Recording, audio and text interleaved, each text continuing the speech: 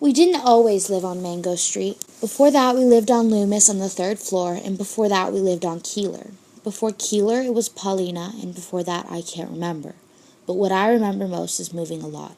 Each time it seemed there'd be one more of us.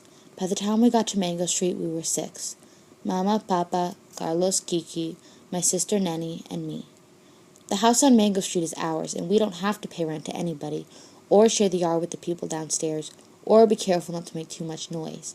And there isn't a landlord banging on the ceiling with a broom. But even so, it's not the house we thought we'd get. We had to leave the flat on Loomis quick. The water pipes broke, and the landlord wouldn't fix them because the house was too old. We had to leave fast. We were using the washroom next door and carrying water over and empty milk gallons.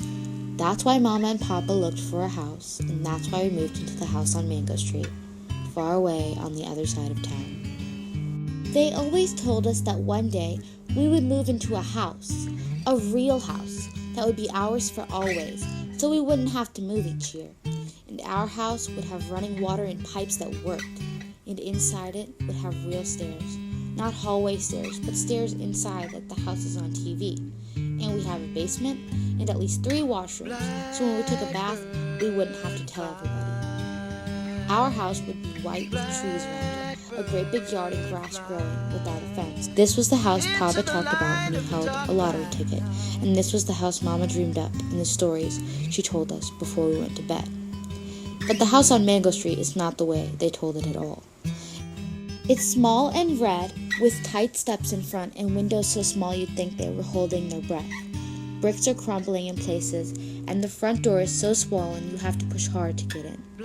There is no front yard, only 4 little elms the city planted by the curb. Out back is a small garage for the car we don't own yet, and a small yard that looks smaller between the 2 buildings on either side. There are stairs in our house, but they're ordinary hallway stairs. And the house has only 1 washroom. Everybody has to share a bedroom. Mama and Papa, Carlos and Kiki, me and Nenny. Once when we were living on Loomis, a nun from my school passed by and saw me playing out front.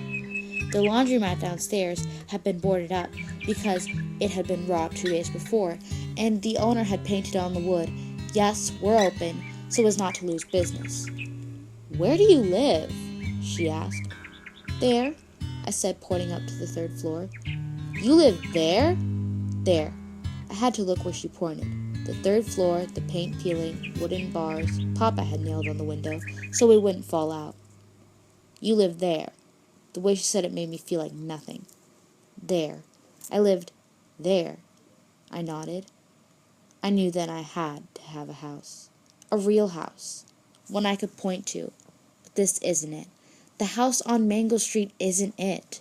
"For the time being," Mama says. "Temporary," says Papa. But I know how those things go.